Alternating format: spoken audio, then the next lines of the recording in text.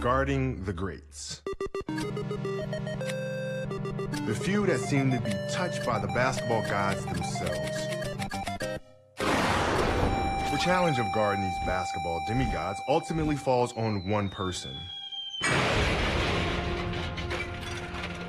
The individual defender must funnel the greats into areas on the court where his team can block, surround, and smother the player.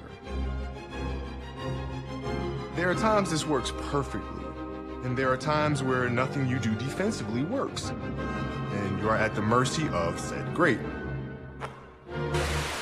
Like you own the ball, you own the game, you own the guy who's guarding you.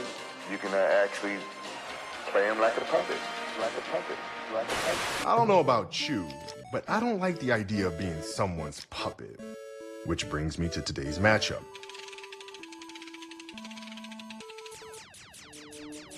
It's that old saying, shoot for the moon. Even if you miss, you land amongst the stars.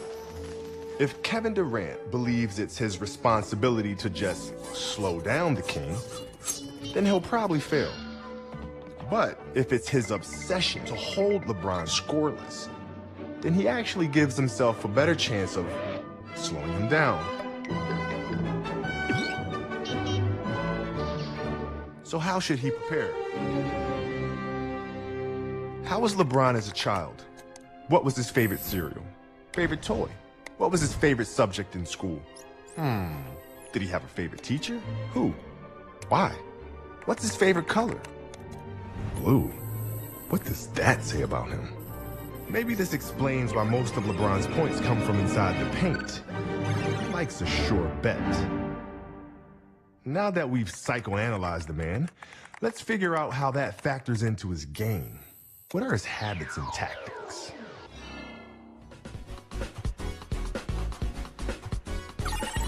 LeBron's habits.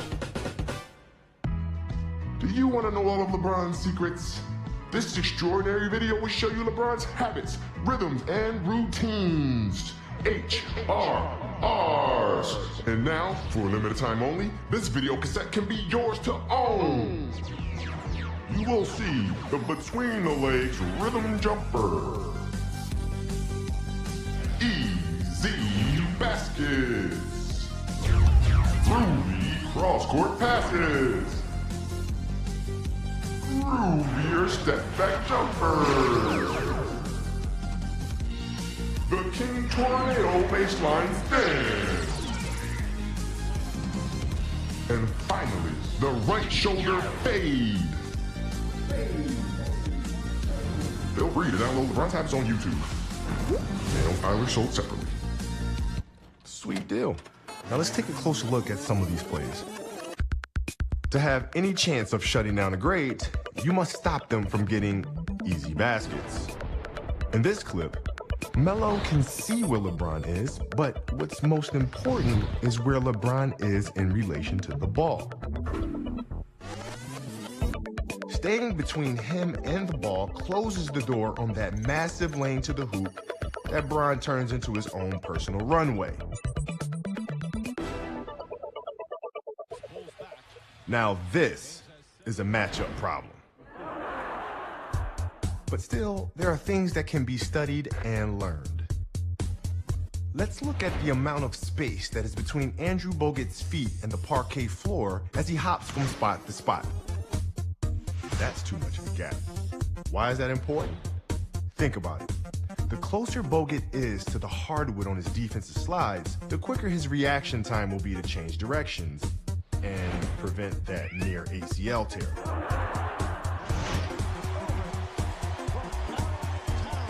Most players will take 1 to 2 dribbles and then go into their move. 1, 2, 1, 2. This is their rhythm. This is their routine. This routine has been programmed into their bodies from practicing that move over and over again. By studying these practice routines, you can better anticipate and thereby disrupt their rhythm. Now, is breaking the game down like this a little obsessive? Absolutely.